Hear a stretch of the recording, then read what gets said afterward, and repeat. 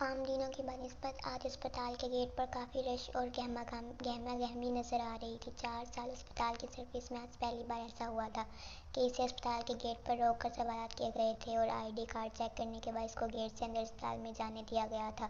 Emergency ward میں سخت security اور جگہ جگہ پولیس کو دیکھ کر وہ ظہور کے آنے کا انتظار کرنے لگی، جس کی ڈیوٹی ایمرجنسی وارڈ میں لگائی گئی تھی۔ کیا کسی خاص شخصیت کو آج یہاں پر لایا گیا ہے؟ لیکن سیکورٹی دیکھ کر وہ سامنے آتی نرس سے پوچھنے لگی۔ تھوڑی دیر پہلے ہی ایمبولینس میں وہ 2 زخمی مریض کو اسٹریچر میں لایا گیا ہے۔ ایک میں مرد اور دوسری میں عورت ہے۔ دونوں ہی خون میں لت پت پوری طرح زخمی تھے۔ انہی کی وجہ سے یہ ساری سیکورٹی یہاں پر موجود ہے۔ نرس جلدی میں لگ رہی تھی، اس لیے بولتی ہوئی وہاں سے چلی گئی تو اسے سامنے سے ظہور آتا دکھائی دیا۔ یہی سوال اس نے ظہور سے بھی کیا، تمہیں خبر نہیں کہ ہے؟ ارے اے سی پی بہرام عباسی اور اس کی بیوی پر قاتلانہ حملہ کر کے ان کی جان لینے کی کوشش کی گئی ہے۔ اے سی پی بہرام کو تو بچا لیا گیا ہے مگر اس کی بیوی تھوڑی دیر پہلے ہی دم توڑ گئی ہے۔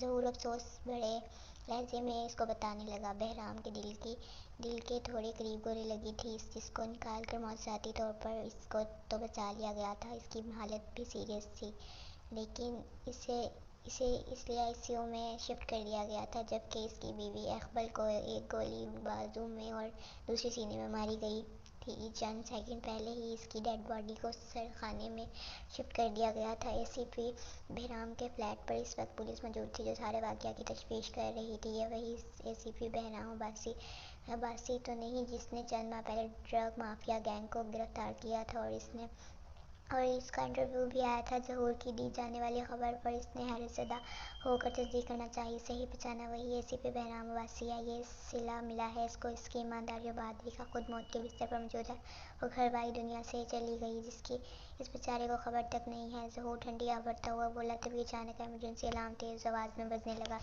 جس کی وجہ سے پورے اسپتال میں بھاگ دوڑ مچ گئی۔ اسپتال میں بم ہے، جلدی اسپتال خالی کرو! شور و گل کی آواز کے بیچ یہ خبر سن کر لوگوں نے اپنی جان بچانے کی خاطر اسپتال کے دروازے سے باہر نکلنا شروع کر دیا۔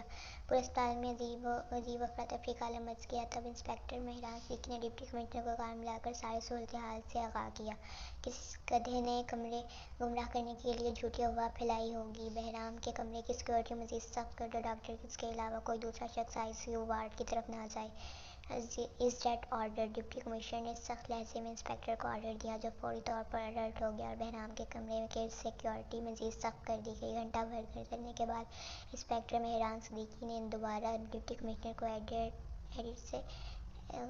اپڈیٹ سے آگاہ کرنے کے لیے کال کی۔ آپ کا کہنا بالکل ٹھیک تھا سر، کسی نے بم کی جھوٹی اطلاع جان بوجھ کر اسپتال میں پھیلائی گئی تھی تاکہ ان لوگوں کا پلان کامیاب ہو سکے۔ مہران صدیقی ڈپٹی کمشنر سے بولا، تو یعنی میرا شک صحیح نکلا، ان لوگوں نے دوبارہ حملہ کرنے کی کوشش کی ہے بہرام پر؟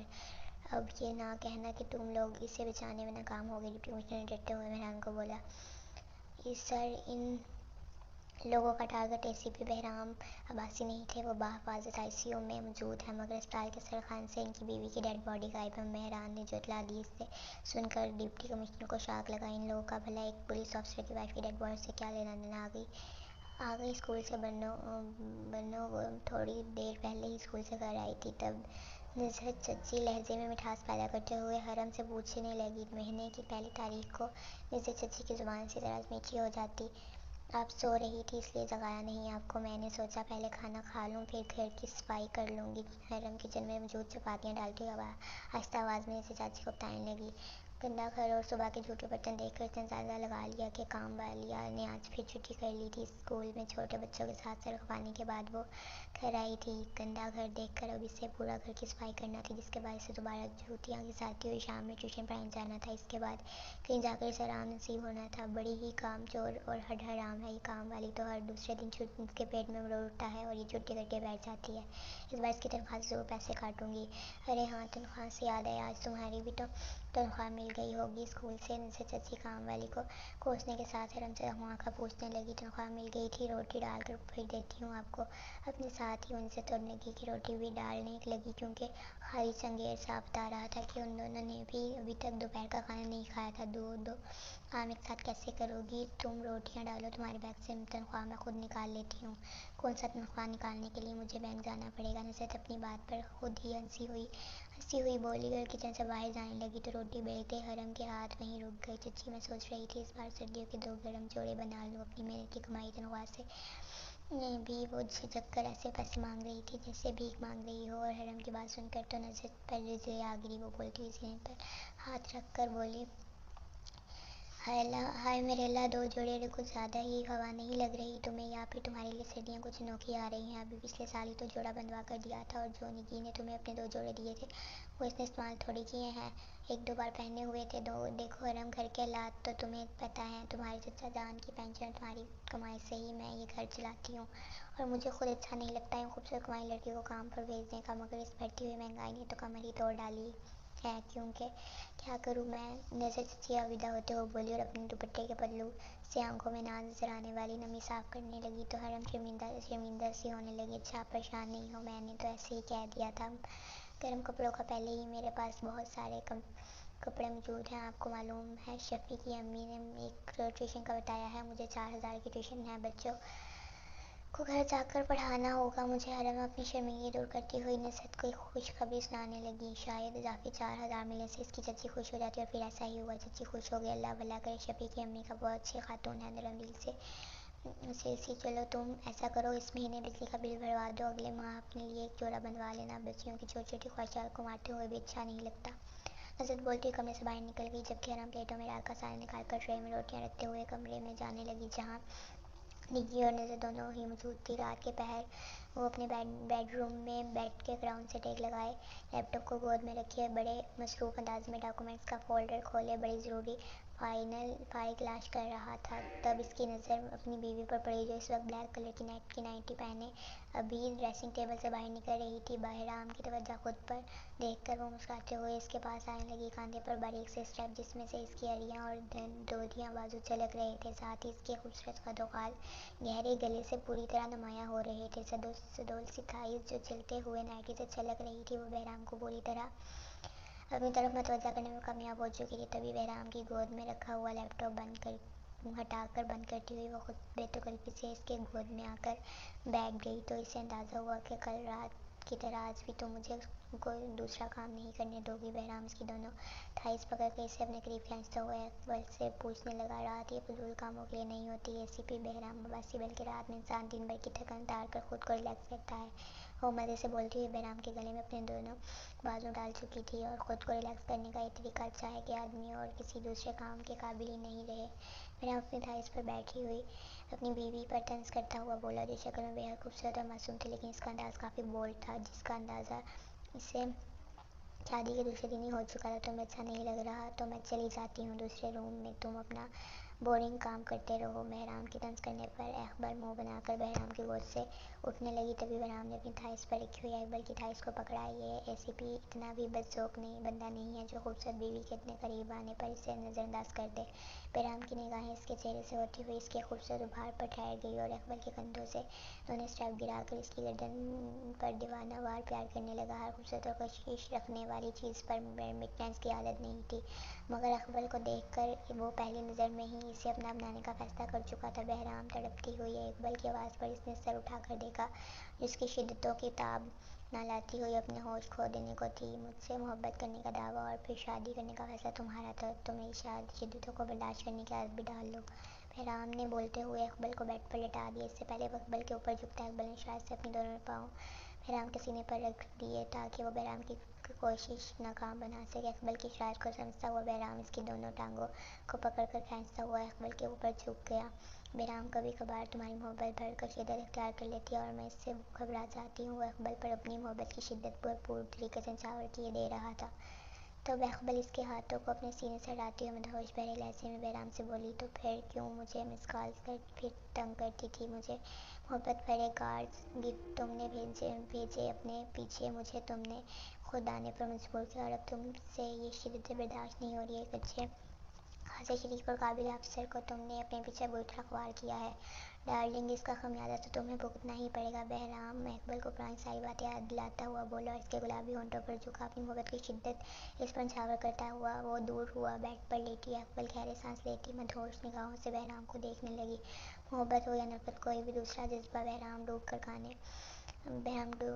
کرنے کا عادی ہے اور ٹوٹ کر کرنے کا عادی ہے، یہ بات ہمیشہ یاد رکھنا. بہرام کی بات پر صرف ایک لمحے کے لیے اقبال کا چہرہ رنگ بدلا، جسے وہ مسکراہٹ میں چھپا گئی، اور اس نے اپنی جانب دوبارہ بہرام کو اپنی جانب کھینچ لیا. 2 ماہ پہلے اتفاقیہ طور پر اس نے بہرام کو ایک کنسرٹ میں دیکھا تھا کہ وہ اس وقت یونیفارم میں موجود تھا، تبھی اقبال اس کے نام اور عہدے سے واقف ہو چکی تھی۔ باقی بہرام کے بارے میں معلوم کروانا اس کے لیے مشکل نہیں تھا۔ جیسے ہی اقبال کو ساری معلومات فراہم ہوئی، اس نے بہرام کو کالز کرنا شروع کر دی۔ شروع میں تو بہرام نے اس کی فون کالز کو بالکل سیریس نہیں لیا، اکثر وہ اس کو جھڑک دیتا، ڈرانے کے لیے دھمکی بھی دی، جس کا اقبال پر خاص اثر نہیں ہوا۔ الٹا اقبال نے بہرام کو کارڈز اور گفٹ بھیجنے شروع کر دیے۔ تب بہرام نے اسے ملنے کا ارادہ کیا اور اقبال کو اپنے سامنے آنے کو کہا، جو لڑکی اسے مہینے بھر سے خاص پر تنگ کر رہی تھی۔ بہرام اس کو روبرو دیکھنا چاہتا تھا۔ ایسا نہیں تھا کہ بہرام نے اس کے بارے میں معلوم نہیں کروایا تھا۔ الینا عرف اقبال، جو اپنے ماں باپ کی اکلوتی اولاد تھی، ماں باپ کی دنیا سے چل جانے کے بعد انکل کی کسٹڈی میں پلی بڑھی، یونیورسٹی کی اسٹوڈنٹ ہونے کی وجہ سے وہ گرلز ہاسٹل میں رہائش پذیر تھی۔ پہلی ملاقات میں ہی اس نے اپنی محبت کا اظہار کیا اور شادی کی خواہش بھی ظاہر کی، جس میں بہرام نے راہل کے بجائے اقبال کو اپنی زندگی میں شامل کرنے کا فیصلہ کیا۔ پہلی ملاقات کے 2 ہفتے بعد شادی۔ وہ اپنے ہی فیصلے پر خود بھی حیران تھا، مگر مطمئن بھی۔ اسے اور اقبال کی شادی کو 20 دن گزر چکے تھے، مگر بہرام نے اندازہ لگایا اس کی بیوی کافی حد تک موڈی، چھوٹی چھوٹی باتوں پر خوش ہو جانے والی یا برا ماننے والی لڑکی تھی، لیکن اس کے لیے حد سے زیادہ حساس طبیعت رکھتی تھی۔ اس لیے وہ اب بہرام کے دل میں اپنی جگہ بنانے میں کامیاب ہو چکی تھی۔ اقبال جانے کے باوجود اپنی آنکھیں کھول نہیں پا رہا تھا۔ حواسوں نے ساتھ دینا شروع کیا تو یہی نام بہرام کے ہونٹوں سے ادا ہوا۔ اے سی پی صاحب کو ہوش آ گیا ہے، جلدی جاؤ جلدی سے ڈاکٹر کو بلا کر لاؤ۔ بہرام کے اسسٹنٹ مہران صدیقی نے سب انسپکٹر کو بولا تو وہ تیزی سے ڈاکٹر کو بلانے چلا گیا۔ ٹیوشن دینے کے بعد جب وہ گھر لوٹی تو تبھی سے سچ کی آمد معلوم ہوئی۔ بیگ میں رکھا موبائل نکالا، جب اسے پتہ چلا اس کی موبائل کی اسکرین پر 12 سے 14 مس کالز موجود تھیں۔ وہ ایک نظر نگی کو عزت کے ساتھ بیٹھا ہوا دیکھ کر دوسرے کمرے میں آ گئی۔ عزت کا خالہ زاد ہونے کے ساتھ ساتھ اس کا منگیتر بھی تھا۔ یہ رشتہ اس کے ماں باپ نے تب طے کیا تھا جب وہ دونوں حیات تھے۔ حرم کو وہ دن یاد آ گئے جب وہ اپنے ماں باپ کے ساتھ رہتی تھی۔ ان کا گھرانہ زیادہ کھاتا پیتا نہیں تھا، چھوٹی مگر خوشحال فیملی تھی۔ کوئی بھی بہن بھائی نہ ہونے کی وجہ سے ماں باپ کا سارا پیار اس نے خود ہی سمیٹا تھا۔ اور پھر جیسے ہی اس نے میٹرک اچھے نمبر سے پاس کیا تو صبیحہ یعنی اس کی خالہ نے اسے اپنی بہو بنانے کا ارادہ اس کے والدین کے سامنے ظاہر کیا۔ صبیحہ کے مطابق اس رشتے میں عزت کی پسندیدگی شامل تھی۔ یہی وجہ تھی کہ اپنے جیسے متوسط لوگوں میں اس کے ماں باپ نے رشتے کے لیے حامی بھر لی، کیونکہ عزت ان کے سامنے ہی پلا بڑھا نیک تھا، جس کے پاس اچھی ڈگری بھی موجود تھی، مگر وہ بے روزگار تھا۔ وہ لوگ تب تک عزت اور حرم کی شادی کرنے کا عرض نہیں کرتے جب تک عزت کی کوئی مناسب نوکری نہیں لگ جاتی، لیکن آنے والے دن کا کسی کو کچھ معلوم نہیں تھا۔ ایسے اس کے ساتھ بھی ہوا۔ 2 سال پہلے جب حرم انٹر کے پیپر دے کر گھر لوٹی تو اسے معلوم ہوا کہ کار ایکسیڈنٹ میں اس کا باپ چل بسا، اور ٹھیک 2 ماہ بعد عدت میں ہی ایک معمولی بخار کی وجہ سے اس کی ماں بھی اپنے شوہر کی جدائی کا غم لیے اس کو ہمیشہ کے لیے چھوڑ کر چلی گئی۔ باپ کے بعد ماں دونوں گزر جانے کے بعد اصل مسئلہ اس کی رہائش کا ہوا۔ نکاح سے پہلے وہ خالہ کے گھر پر نہیں رہ سکتی تھی، اور صبیحہ خالہ اتنی جلدی اسے بہو بنا کر اپنے گھر میں لانے کا ارادہ نہیں رکھتی تھی، کیونکہ ان کو بھی اپنی دونوں بیٹیوں کو بھی آنا تھا، اور بڑوں کے فیصلے سے ہی یہ طے پایا گیا کہ وہ اپنے چچا کے گھر تب تک رہے گی جب تک عزت اپنے پاؤں پر کھڑا نہیں ہو جاتا اور اس کی دونوں بہنوں کی شادی نہیں ہو جاتی۔ پچھلے 2 سال سے وہ چچی کے ساتھ رہ رہی تھی۔ اس کے چچا جان گورنمنٹ کی ملازمت کرتے، جو اب ریٹائر ہو چکے تھے اور کافی زیادہ بیمار رہنے لگے تھے۔ ان کی پینشن میں گھر چلانا مشکل تھا، اس لیے نصرت چچی کے کہنے پر حرم کے قریبی اسکول میں ملازمت شروع کر دی تھی۔ نگی اس کی ہم عمر تھی، لیکن میٹرک کے بعد اس نے پڑھائی کو خیر آباد کہہ دیا تھا۔ بچپن سے نگی اور اس کی اچھی دوستی تھی۔ جو چیز نگی کو پسند آتی وہ فوراً حرم سے مانگ لیتی۔ کمرے میں آتی ہوئی وہ بیگ رکھتی ہوئی چادر تہہ کرنے لگی۔ تبھی عزت نے اپنا گلا کھنگالا تو حرم جلدی سے بیڈ پر پڑا ہوا دوپٹہ اٹھا کر اوڑھنے لگی۔ کیسی ہو، اتنی دیر لگا دی واپس گھر آنے میں؟ حرم کو دوپٹہ لیٹا دیکھ کر عزت کے کمرے میں آتا ہوا اس سے پوچھنے لگا۔ منگیتر کی حاصل رکھنے کے باوجود اس نے ایک حد تک حرم سے فاصلہ رکھا ہوا تھا۔ ایک اور ٹیوشن مل گئی تھی، اس لیے گھر آتے آتے 8 بج جاتے ہیں۔ آپ بتائیں کیسے ہیں؟ کمرے کے پاس سے گزرتی ہوئی نصرت چچی کو دیکھ کر وہ عزت کو بتانے لگی۔ عزت کی آمد اس گھر میں مہینے بعد ہی ہوتی اور ان دونوں کی ملاقات 5-10 منٹ سے زیادہ کی نہیں ہوتی، کیونکہ اس کی چچی پرانے وقتوں کی سوچ کی حامل تھی، اس لیے انہیں ملاقات کچھ مناسب نہیں لگتی تھی۔ میں ٹھیک ہوں، تم انہیں اپنا حال نہیں بتایا؟ میں نے بھی تم سے پوچھا تھا کہ تم کیسی ہو؟ عزت غور سے اس کا خوبصورت چہرہ دیکھتے ہوئے پوچھنے لگا۔